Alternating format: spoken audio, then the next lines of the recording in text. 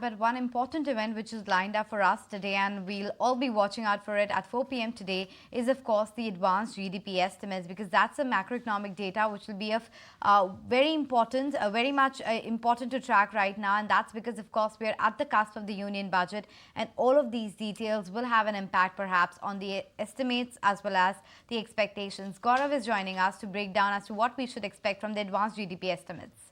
Yes, National Statistics Office will actually come up with their advanced estimates for GDP for FY25. This will be the first time when they will give this number. And when we talk about economists now, they believe that India's GDP can grow somewhere in the range of 6.4 to 6.8% with more bias towards 6.5%. Now, why this data is important is that this will be used as a base by policymakers for their policy budget which is scheduled on February 1st, 2025. Other than that, when we talk about the history of GDP growth, we have already seen that second quarter for India was a little weak. It grew only at 5.4% rate, which was slower in the last 7 quarters. And the main reasons were because of the production growth, where we saw slowdown in production in industry specifically, where we saw a growth of only 3.6% versus what it was seen at 8.3%. And at the same time, on demand side, capex was slowed down from the government, and that was the reason why we saw a slowdown in second quarter. But other than that, after that, we saw brokerages also being a little pessimistic on India. They cut their GDP estimate growth. In fact, RBI also cut their GDP estimate growth for FY25 almost by 60 basis points. Now they're expecting India to grow at 6.6%.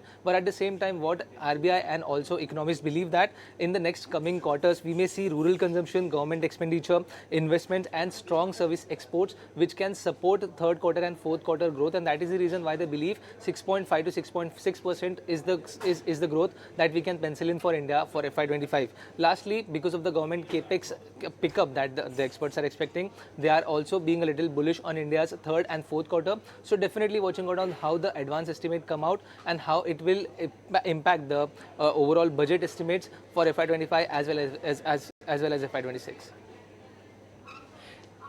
Okay. If you like this video, then like, share and subscribe to ET Now.